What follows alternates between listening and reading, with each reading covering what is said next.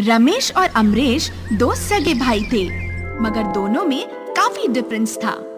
रमेश जहाँ एकदम गोरा और चालाक था, वहीं अमरेश एकदम काला कलूटा और भोला भाला था। उसके कालेपन को लेकर रमेश हमेशा उसका मजाक उड़ाया करता था। बड़ा होने पर जब उनकी शादी हो गई, तो रमेश को बीवी भी ऐसी मिली जो रमेश के घमंड को दुगना कर गई। उसकी बीवी उससे भी ज्यादा चालाक थी। उसने रमेश के कान भर भर के अमरेश के हिस्से की भी जायदाद हड़प ली। खुद ने 2 स्टोरी का बंगलो बनवा लिया और बेचारे अमरेश को रहने के लिए एक छोटा सा झोपड़ा दे दिया। भोला भाला अमरेश अपनी बीवी के साथ उस झोपड़े में ही खुश रहने की कोशिश करने लगा, पर उसकी बीवी उसे खुश नहीं रहने देती। जब तब ताना मार मार के उसे अंदर ही अंदर तोड़ती रहती। एक दिन परेशान होकर वो जंगल में बहुत दूर चला गया। रात भर जंगल में ही बिताने के बाद जब सवेरे उठा, तो सामने बहती हुई जादुई नदी में जाकर उसने मुंह धोते हुए मन ही मन कहा, काश मैं भी अपने भाई की तरह गोरा होता।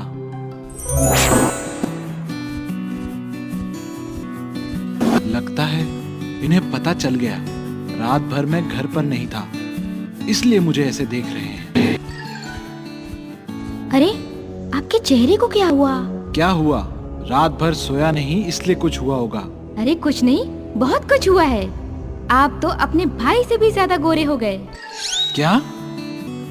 अरे ये कैसे हो गया? मैं इतना गोरा कैसे हो गया? दिन भर वो सोचता रहा कि ऐसा चमत्कार कैसे हो गया। बार बार उसे जादुई नदी की याद आ रही थी। जब गोरा होने की बात कहते हुए उसने जादुई नदी के पानी से मुंह धोया था। कहीं जादुई नदी के पानी में कोई जादू तो नहीं है? यही सोचकर वो शाम होते ही फिर जंगल में चुपचाप जादुई नदी के किनारे पहुंच गया और अपनी अंजलि जादुई नदी में डुबोता हुआ बोला, आपने मुझे गोरा बना दिया।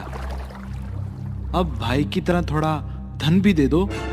जब वो ये बात जाकर अपनी बीवी सितारा को बताता है, तो सितारा को भी यकीन नहीं होता है, पर उसके हाथ में सोने की अशरफियां देखकर उसे यकीन करना पड़ता है। फिर भी वो अमरेश से कहती है, अम्मू, हमारी शादी में मेरी माँ ने जो अंगूठी मुझे दी थी, वो 1 साल से खो गई है। उसी जादुई नदी में जाकर कहो ना, शायद मिल जाए।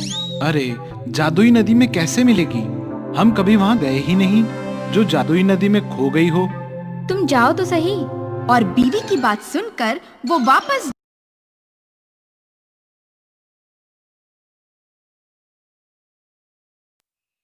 बहुत समय पहले की बात है। शक्ति नगर के लोग बहुत खुशी खुशी रहते थे। उसी गांव में एक जादुई पेड़ था। पेड़ के पत्ते सोने के और फल हीरे जवाहरात से जड़े हुए थे। गांव के सारे लोग उसे देखकर बहुत खुश रहते थे। जब भी कोई मनुष्य या गांव वाला उस पेड़ के पास धन की इच्छा लेकर आता, वो पेड़ उसे एक हीरे जवाहरात दे देता।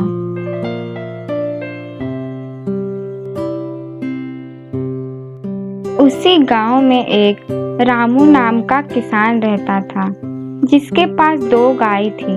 गाय के दूध को बेचकर वो अपना घर का गुजारा करता था।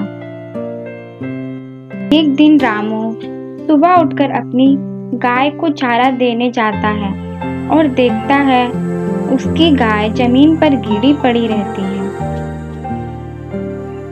हे भगवान, मेरे गाय को किसकी नजर लग गई? इस गाय से ही तो मेरा घर चलता था, अब मैं क्या करूं?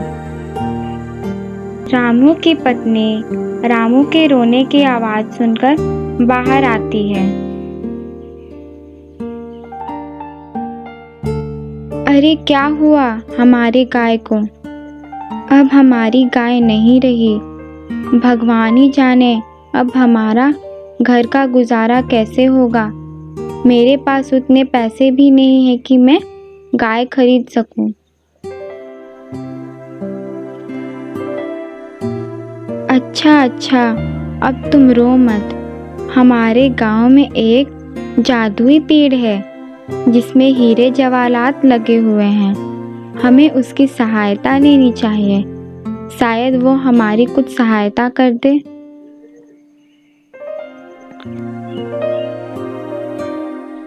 हाँ, तुम सही कह रही हो। हमें वहाँ जाना चाहिए। और वैसे भी इसके अलावा हमारे पास कोई दूसरा रास्ता भी नहीं है।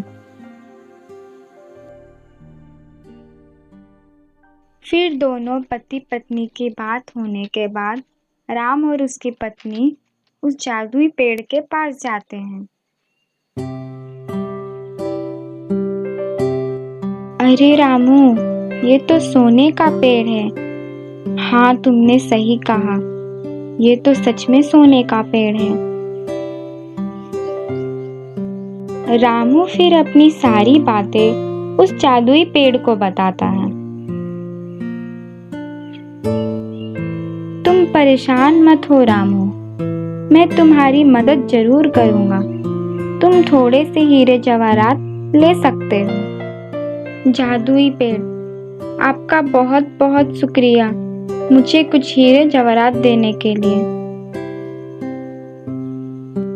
मुझे भी तुम्हारी मदद करके बहुत अच्छा लगा।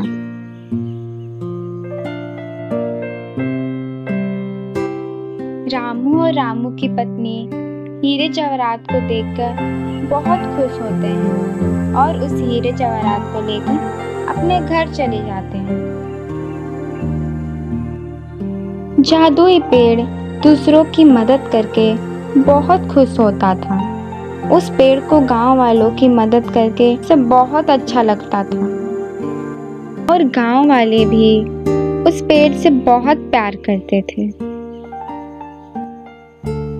एक दिन दो दोस्त नदी के किनारे बैठकर बात कर रहे होते हैं। उसमें से एक दोस्त बोलता है, अगर हमारे गांव में जादुई पेड़ ना होता तो सोचो हमारे गांव का क्या होता। हाँ भाई, तुमने ये बात सही बोली। बातें करते करते दोनों के मन में लालच आ जाता है। दोस्त, चलो एक काम करते हैं। क्या दोस्त? क्यों ना हम उस पेड़ को काटकर उसमें लगे हीरे जवाहरात उतार ले और उस पेड़ के सोने को पत्ते को भी अपने पास रख लें। वाह दोस्त, तुमने तो मेरे मुंह की बात छीन ली। हाँ दोस्त, अगर हमने ऐसा किया तो हम गांव के सबसे धनी आदमी बन जाएंगे।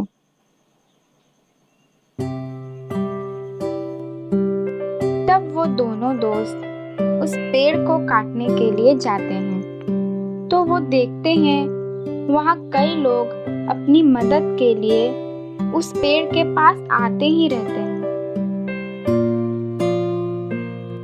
फिर वो दोनों दोस्त इंतजार करते रहते हैं कि कब वो लोग वहाँ से जाएंगे।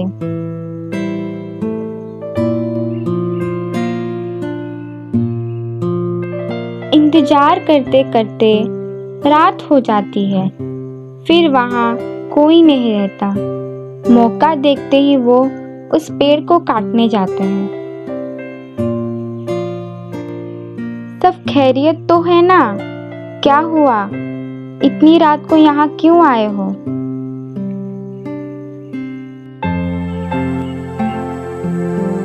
कुछ खैरियत नहीं है। खाने को ना खाना, पहनने को ना कपड़े और ना रहने को घर है। तुम मुझसे कुछ हीरे जवाहरात ले लो। नहीं, जब सामने में पूरे हीरे जवाहरात की खदान हो तो मैं थोड़े से हीरे जवाहरात क्यों लूं? मुझे तुम पूरा चाहिए। लालच में आकर दोनों उस पेड़ को काटने जाते हैं, लेकिन वो पेड़ नहीं कटता। वो पेड़ को काटने की बहुत कोशिश करते हैं, लेकिन वो नहीं कटता। वो हार मानकर घर चले जाते हैं। उसी गांव में एक लालची आदमी रहता था। वो भी उस पेड़ में लगे हीरे जवाहरात के लिए उस पेड़ को काटना चाहता था।